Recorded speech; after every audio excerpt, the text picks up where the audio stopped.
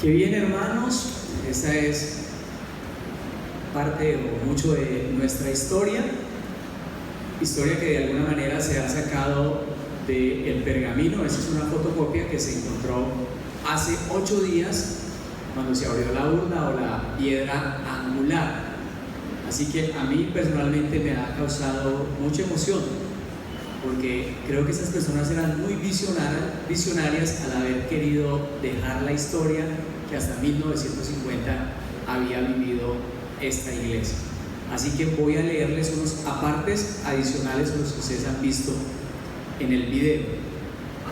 Gloria sea al Padre, al Hijo y al Espíritu Santo. Este pergamino ha sido escrito y firmado en Ibagué, capital del departamento del Tolima, en la República de Colombia, el viernes 26 de mayo de 1950, día del 10º aniversario de la organización de la Iglesia Evangélica de Ibagué. Años del 4º centenario de la fundación de la ciudad por el capitán español Andrés Galaz. Ahí entonces nos mencionan quienes han estado por todo este tiempo, y vamos entonces a unos puntos importantes. Dice: el 11 de abril llegó a ser encargado de la iglesia el señor Alfonso Lloreda. El reverendo Coble siguió siendo el ministro de la iglesia hasta la ordenación del señor Lloreda, efectuada en Bogotá el 20 de julio del mismo año. El reverendo Lloreda ministró y pastoreó esta iglesia, impulsándola de tal manera que ha venido a ocupar lugar de avanzada en el terreno económico entre las iglesias evangélicas de Colombia. En manera casi vertiginosa, el poder económico de la iglesia durante el último año de su pastorado superó el triple de lo que era cuando él llegó a encargarse de ella en abril de 1946. Su fructífero pastorado terminó voluntariamente el 20 de abril de 1950. Permita Dios que los fundamentos puestos por el pastor Lloreda, que tantos frutos de bendición material han dado, se traduzcan igualmente en una próxima futura en óptima cosecha de bendición espiritual. Desde el 1 de mayo de este año 10º de la iglesia, el pastoreado de la iglesia ha caído interinamente sobre el licenciado Javier Zárate Pérez. El reverendo Roberto, misionero, ha asumido por la autoridad del presbiterio del interior el cargo de ministro moderador del consistorio. Esta es la historia que dice entre líneas de homéricas luchas contra el mal, de amor acendrado a la causa del reino de Dios, de colaboración entusiasta y consagrada de los más diferentes tipos humanos, para que Cristo solo reine el primado en todo y sobre todos, y para que su reino glorioso siguiera su milenaria carrera de conquistas espirituales y eternas. Esta es la historia, tejida de hechos grandes y de pequeñas acciones, material de oro de la vida, con que el orfebre divino está elaborando las preciosas piedras de sus iglesias, con la que adornará las sienes de su Hijo cuando Él venga a la tierra la segunda vez. Esta es la historia de los hechos de Dios y de los pequeños hechos humanos que fueron sido obrados para servir a Dios en la realización cumplida y victoriosa de su eterno y santísimos planes. Por eso, a Dios el Padre Celestial, al Hijo nuestro Redentor y al eternal Consolador, unidos todos, alabado. Eso es, hermanos, lo que nos dice este pergamino, y hoy tenemos el privilegio realmente de tener una de las personas que en su momento firmó este pergamino, y es la hermana Abeja Morales de Aguirre.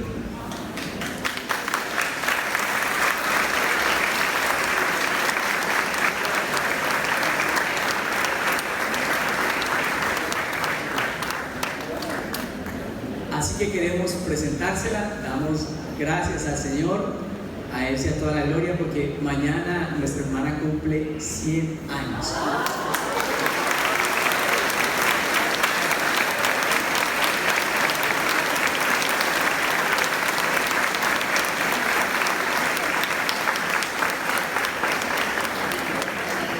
Así es, entonces, qué bueno es conocer la fidelidad del Señor. Recuerda muchas cosas y tal vez quieras decir algo. Sí.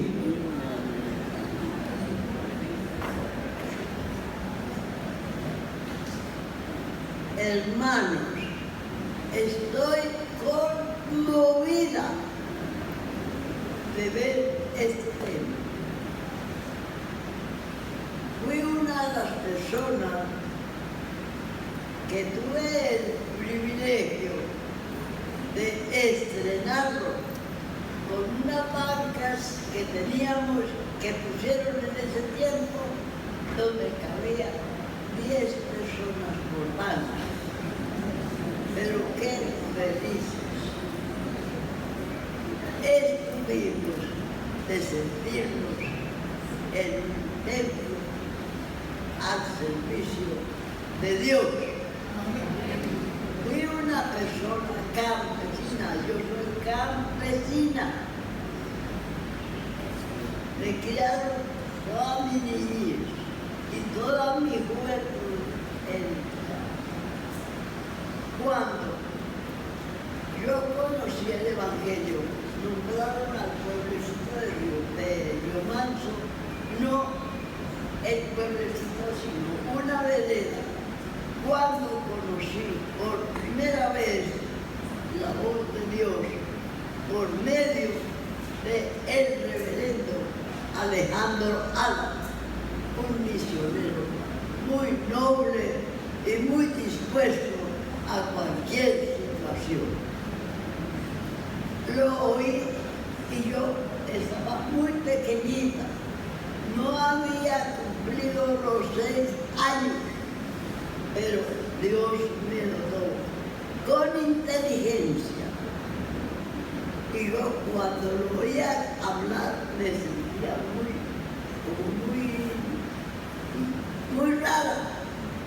Y cuando lo oí cantar, parecía la voz de alguien que yo no podía entender como niñita. Qué lindas palabras. Y me aprendí el cántico. Y para decirles que me acuerdo, me perdonan la voz, que hoy no tengo, pero Dios lo sabe, que me gusta cantar. El coro dice: perder los bienes es mucho, perder la salud es más, perder el alma es pérdida tal que no se recobra jamás.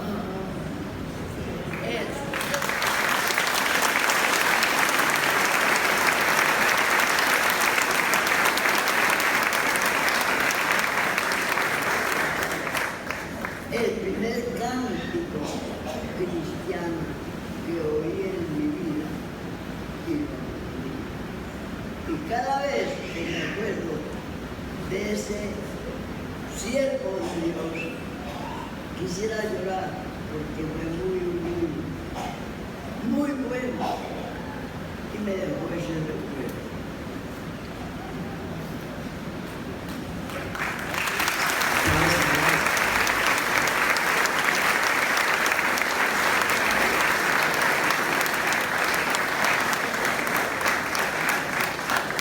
Bien, hermanos, tal vez hubiéramos podido invitar a la hermana Abel a predicar, ¿verdad? Y hubiéramos tenido mucho por escuchar. Vamos a invitar al pastor Abelino a compartir la palabra. Al final vamos a estar dando la Santa Cena, así que por favor no se vaya después de la predicación.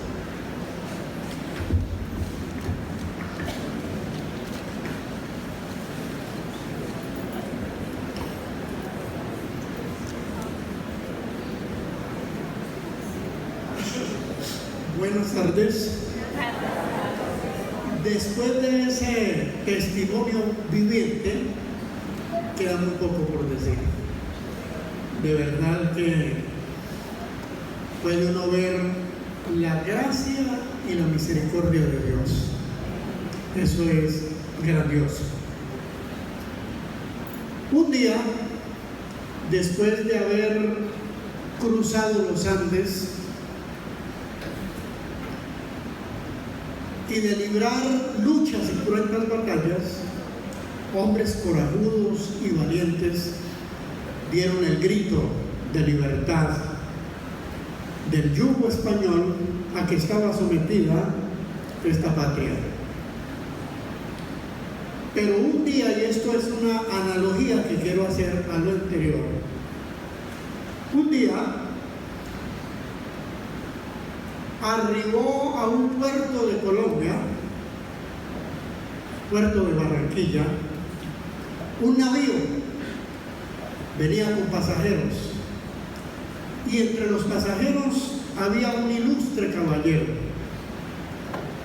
Ese ilustre caballero era el doctor Henry Barrington Pratt, primer misionero cristiano perteneciente a la Iglesia Presbiteriana Reformada en venir a nuestra patria.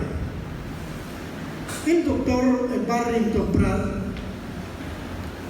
fue esa persona que llegó a nuestro terruño portando el mensaje de las buenas nuevas de salvación para las almas. Pero no solamente eso, que es lo más grandioso y lo principal en la vida de toda persona, trajo ese mensaje de luz sobre las tinieblas, de la verdad sobre la mentira y de la libertad del yugo de Satanás, que tenía totalmente cautiva esta patria. Me preguntaba, haciendo las notas para este mensaje que comparto en el día de hoy, y me decía lo siguiente: ¿qué fue lo que impulsó, qué fue lo que movió al doctor Pratt a venir a Colombia, cuando de este país se tenían en el exterior poquísimas, escasas noticias de este país?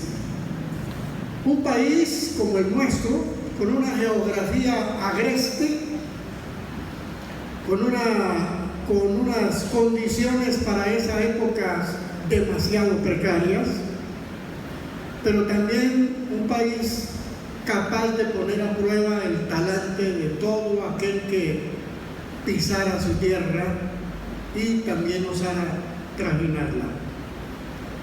No me cabe la menor duda, mis apreciados y apreciadas, que lo que movió e impulsó al doctor Pratt, este misionero, a venir a Colombia, fue la gran comisión, es decir, la orden de Jesús, que la encontramos tan clara en el Evangelio de Mateo.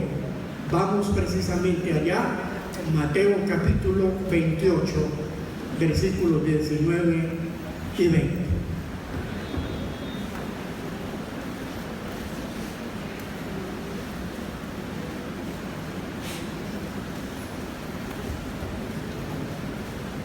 ¿Ya encontraron la cita? Dice así: por tanto, id y haced discípulos en todas las naciones, bautizándolos en el nombre del Padre, y del Hijo, y del Espíritu Santo, enseñándoles que guarden todas las cosas que os he mandado, y he aquí, yo estoy con vosotros todos los días, hasta el fin del mundo. Amén.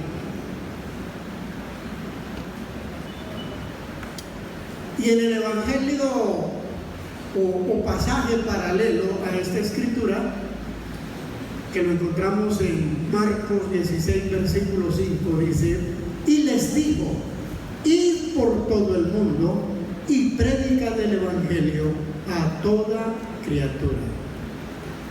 Permítanme, por favor, referirme a 3 cosas que yo encuentro en estas brevísimas palabras de la Escritura.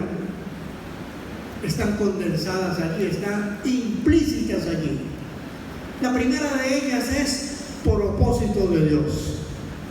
La segunda, presencia de Dios. Y la tercera, fidelidad de Dios.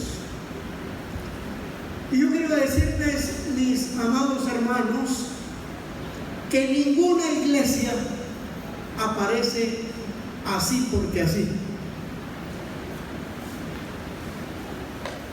La fundación, el establecimiento de una iglesia en cualquier parte de Colombia y del mundo tiene que estar enmarcada, tiene que ser el propósito de Dios, no la ocurrencia de una persona, lo que se le ocurrió fundar una iglesia. Hoy tenemos un problema muy serio con esto, porque las iglesias no están siendo fundadas y establecidas conforme al mandato de la palabra de Dios. Hoy un líder de una iglesia entra en inconformidad, en reparos y en cuestionamientos con la iglesia, y entonces, ni corto ni perezoso, sale de la iglesia, se lleva 40, 50 personas, arrienda un local o toma un local en arriendo y ya tienen una iglesia, comillas, déjenme decirlo de esa manera, establecida.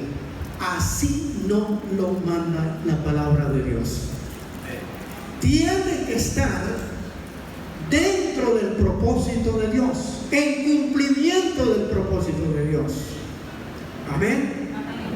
Entonces, hay muchas cosas que anteceden a la fundación y al establecimiento de una iglesia. Mucha oración, mucha súplica, mucho ruego, depender de la voluntad del Señor, siempre sometido a la soberanía de Él y no haciendo cosas por aventura, locamente. Pero también los recursos humanos, los recursos logísticos y los recursos económicos. Cada iglesia, mis amados, que se funda y se establece, debe estar, recalco, irremediablemente enmarcada dentro del propósito de Dios. Es porque Él lo quiso tiempo pasado, porque Él lo quiere tiempo presente y porque Él lo querrá tiempo futuro. Fue el propósito de Dios que quiso que un día se abriera la primera iglesia cristiana en el mundo, la iglesia de Jerusalén. Luego en Antioquía, allí donde a los discípulos de Jesús se les llamó por primera vez cristianos. Y por esa misma época, el ímpetu misionero, el ímpetu arrollador del apóstol Pablo, Dios permitió que se abrieran iglesias en muchos lugares donde el Espíritu Santo guiaba a Pablo y a sus acompañantes para que se fundara una iglesia y se estableciera. Si en la Biblia, la palabra de Dios, nosotros encontramos un sinnúmero de nombres de iglesias, fue porque Dios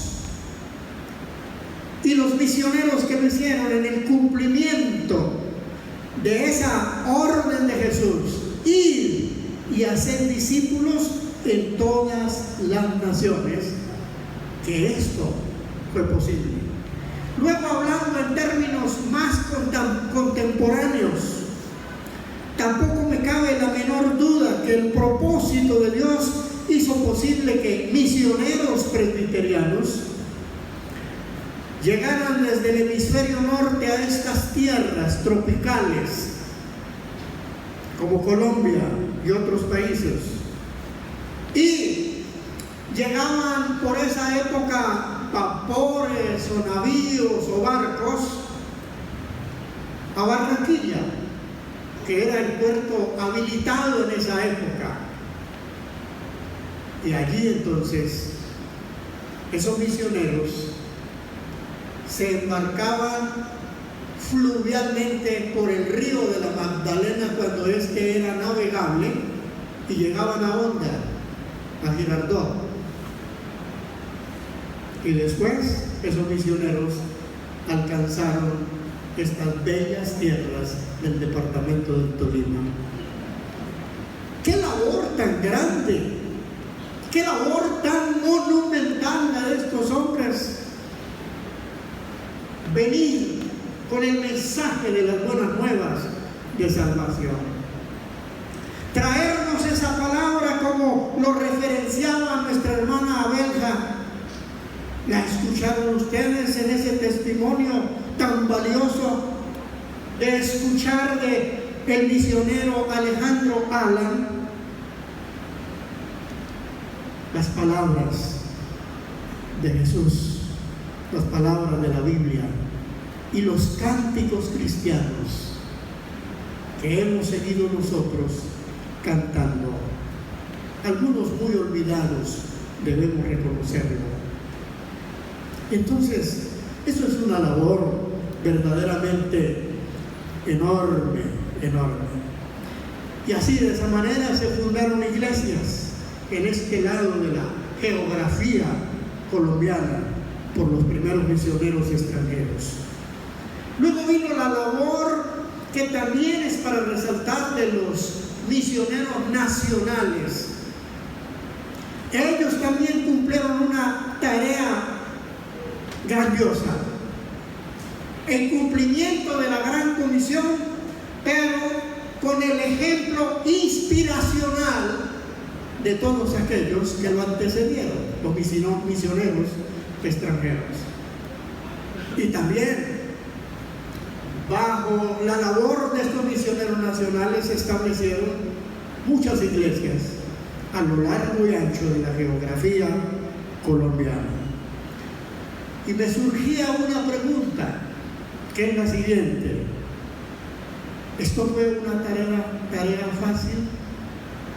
Para nada, para nada. El pastor Tito, en el sermón del domingo pasado, mencionaba y hacía referencia a toda una época hostil, beligerante, de persecución contra la iglesia evangélica cristiana. Fueron tiempos aciagos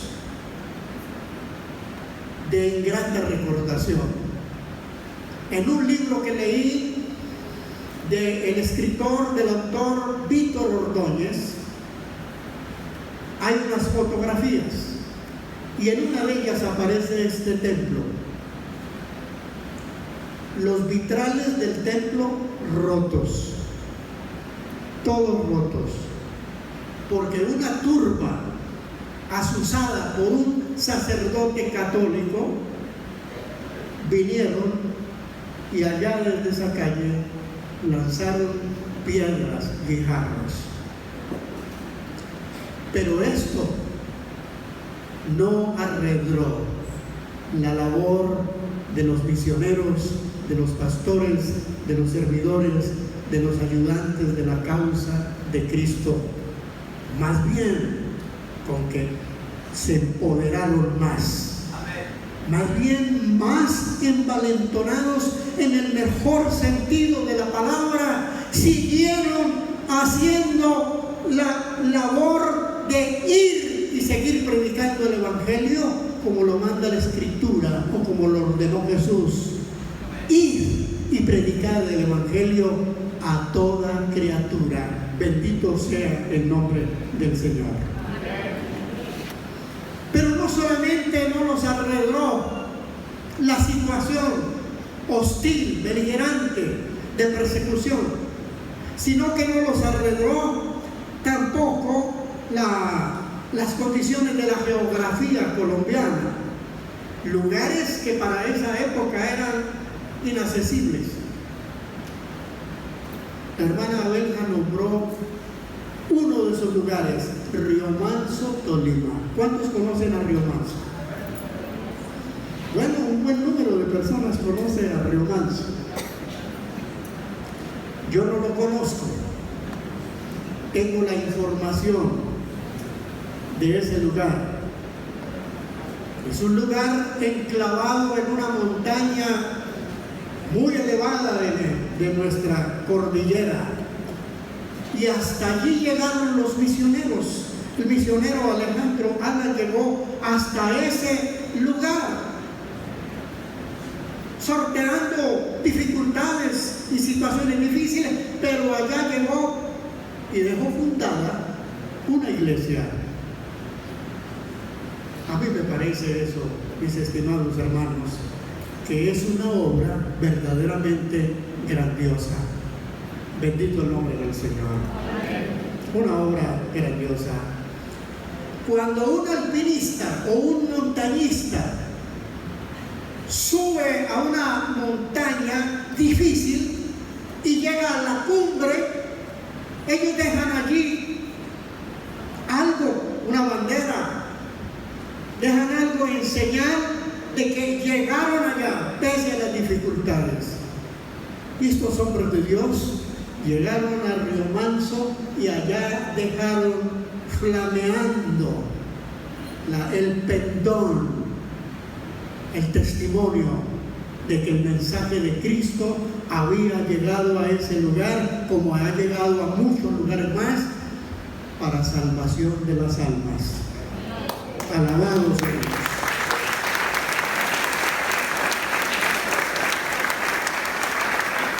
Imagínense ustedes que las condiciones de la época eran difíciles. Las vías carreteables eran verdaderas trochas. No son las carreteras que usted y yo disfrutamos hoy. Hoy nos toca transitar por una carretera que no está asfaltada. A nosotros nos parece una tortura, un suplicio, porque la comodidad nos ha llevado, el confort nos ha llevado a que todo sea cómodo, sea fácil. En esa época eran trochas. Los municipios estaban intercomunicados por caminos de herraduras y la movilización de la gente se hacía o a pie, o de pie, a pie, o en mulas, recuas de mulas, con gente y con equipajes. Ustedes pueden ver allí en el mural, ya la mayoría lo ha visto, en el mural está aquí, en una secuencia desde acá hacia abajo. Los misioneros montados a lomo de mula, con tremendos equipajes, y en sus equipajes la mayoría que ellos llevaban ahí de equipaje eran Biblias, Nuevos Testamentos, literatura cristiana, para repartir allí entre las personas que ellos evangelizaban. Es una obra, lo he dicho, monumental, verdaderamente. Entonces, tampoco había energía eléctrica. En mi imaginario, yo puedo ver a estos hombres, a los misioneros, leyendo, estudiando la Biblia, preparando sus bosquejos para los sermones a la luz de una vela, y en el mejor de los casos alumbrados por una lámpara de petróleo, que para esa época era todo un lujo tener una lámpara de petróleo. Eso es una labor esforzada, decidida, sacrificada, de amor por la obra de Dios. No se puede denominar de otra manera, por amor a la obra de Dios. Hoy hemos entrado en un conformismo hemos llegado al confort. Estamos quietos, relajados, muy tranquilos, siendo que el momento nos presenta facilidad para muchas cosas, para la divulgación del Evangelio de Cristo, pero estamos como en un sopor. Nos estamos moviendo casi que por inercia, una quietud que aterra. Cuando la palabra de Dios sigue vigente y nos está diciendo y nos está retando y nos está desafiando, id por todo el mundo y prediquen, anuncien, comunican, transmiten el Evangelio a toda criatura. Bendito el nombre del Señor. Eso y mucho más es todo un testimonio de vida de estas personas que nos antecedieron hace mucho rato. Es un testimonio de sacrificio, de misión y de visión en cumplimiento de esas palabras que acabé de mencionar.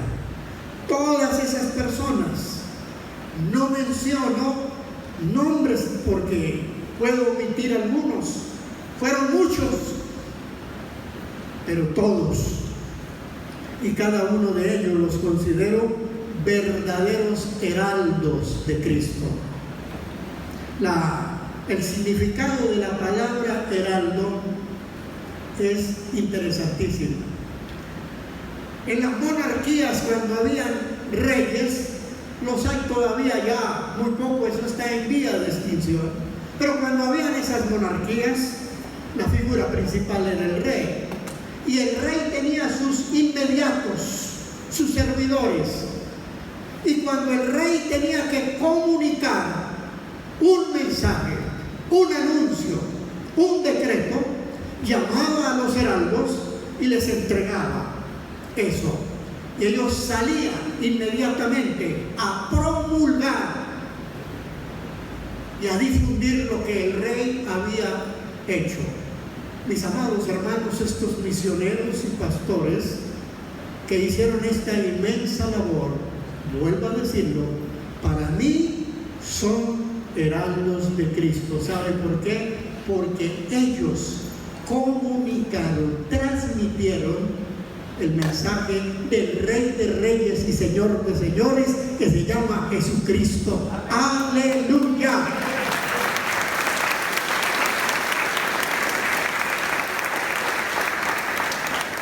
Segunda cosa, la presencia de Dios. Mis apreciados y apreciados, la presencia de Dios tiene que ser infaltable. Subraye esa palabra, infaltable. La presencia del Señor tiene que estar en la vida del cristiano. La presencia del Señor tiene que estar en la familia, en el hogar. Y la presencia del Señor, amados hermanos, tiene que estar en la iglesia. En la iglesia. Y sus ministerios. Y en toda empresa, en todo proyecto que emprendamos, debe estar la presencia de Dios. Ningún emprendimiento eclesial, es decir, de iglesia, puede llevarse a cabo sin contar con la presencia de Dios. Si se hace sin ello, va a ser una cosa fallida. Moisés supo entender, como el que más, cuán de importante es la presencia del Señor. Dios le había prometido a Moisés que su presencia estaría con él, con Moisés, y por ende con todo el pueblo. Éxodo 33, versículo 14, el Señor le dice a este hombre: mi presencia irá contigo y te daré descanso. Amén. Y allí mismo, versículo 15, y Moisés respondió: si tu presencia no ha de ir conmigo, no nos saques de aquí. Amén. Infiero algo de esto. Moisés quería tener la seguridad del 100% de que la presencia del Señor estuviera con él, pero estuviera también con el pueblo. Y es que no debemos nosotros movernos por ocurrencias, por caprichos, por tosudez. Debemos movernos, mis estimados hermanos, cuando tengamos la seguridad de que la presencia del Señor está con nosotros, que va con nosotros, que nos acompaña. Porque la presencia del Señor, amados hermanos, traerá para nosotros, digan conmigo, confianza, seguridad y tranquilidad. Amén. Los misioneros así lo entendieron. Mateo 28, en el pasaje que leímos inicialmente, la segunda parte, dice así: y he aquí yo estoy con vosotros todos los días hasta el fin del mundo. ¿Tiene usted la seguridad de que la presencia del Señor te acompaña? ¿Tiene tu familia la seguridad de que esa presencia infaltable en la vida de hogar, en la crianza de los hijos, está acompañándonos, hace presencia en nuestro hogar? Mire cómo estamos viendo derruyéndose los hogares y la familia, porque no está la presencia del Señor en ellos. La presencia del Señor para los emprendimientos, proyectos y todo lo que la iglesia pretenda alcanzar. Y la tercera y última cosa es la fidelidad de Dios. Digan conmigo, fidelidad de Dios. La palabra fidelidad se deriva de la palabra fiel. Y fiel denota firmeza, cumplimiento. Permítanme decirlo en palabras coloquiales. Es no echarse para atrás de lo dicho o de lo prometido. Amados hermanos, Dios no es ambiguo. Dios no es ambivalente, que piense y decida una cosa y después diga no. Dios es fiel, siempre fiel. Amén. La fidelidad del Señor es inmensurable, es insondable. ¿Qué quieren decir estas dos palabras? Que la fidelidad de Dios, ni tú, ni yo, ni nadie en este mundo las puede cuantificar, las puede medir. Sencillamente, la fidelidad de Dios es infinita. Amén. Me gusta cuando el salmista allá, Salmo 36, versículo 5, dice: hasta los cielos llega tu misericordia y tu fidelidad hasta las nubes. Estas palabras no son solamente una bella prosa y una delicada poesía. No se pueden quedar en eso. Estas palabras son una irrefutable verdad. Amén. Y en el Salmo 117, versículo 2, dice que la fidelidad de Dios es para siempre. Es para siempre. Es más, tan grande es la fidelidad de Dios que aún nosotros, fallándole a Él no retira de nosotros su fidelidad. Segunda de Timoteo 2:13. Dice: si fuéramos infieles, Dios permanece fiel. Él no puede negarse a sí mismo.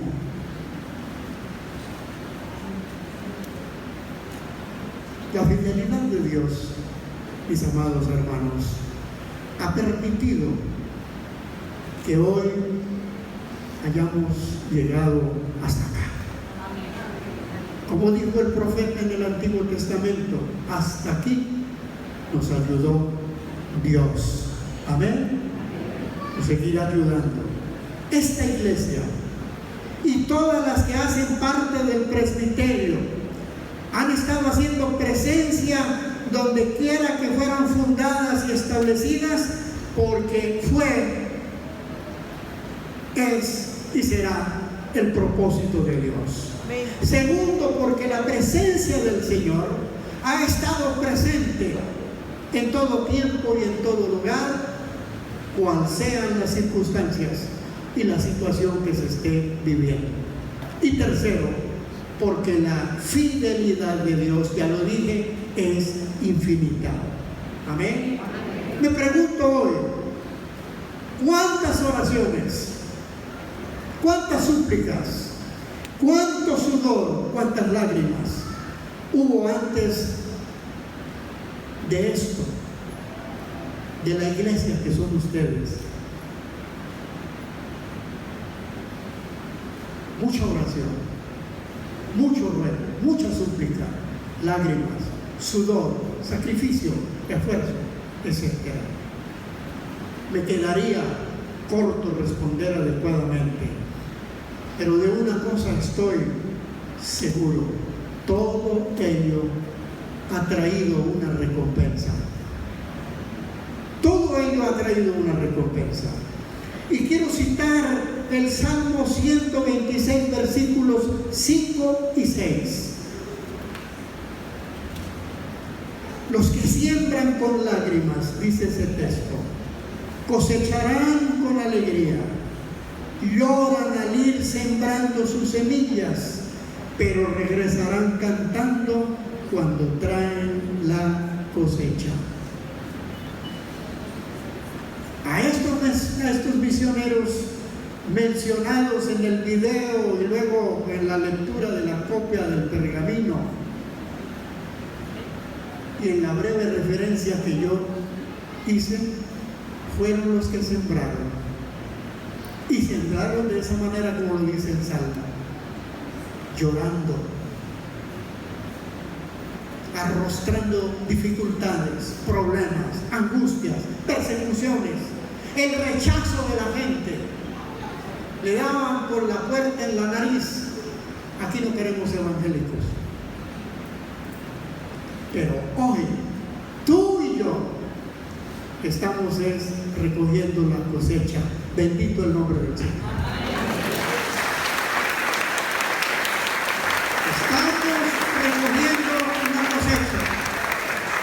Pero una cosa final, que esto no sea una anestesia, no nos adormezca, no vaya a ser un somnífero de contentamiento que no es el genuino, sino que nos despertemos, amados hermanos, porque hay miles y millones de almas para salvar. ¿Cuántos dicen amén? Amén. Nuestros hermanos hicieron la tarea, sembraron la semilla.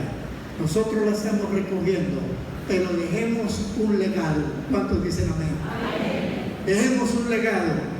Entreguémosle la antorcha a la nueva generación. Empoderémosla para que ellos se encarguen de seguir difundiendo este glorioso mensaje de la salvación en Cristo Jesús. Dios les bendiga.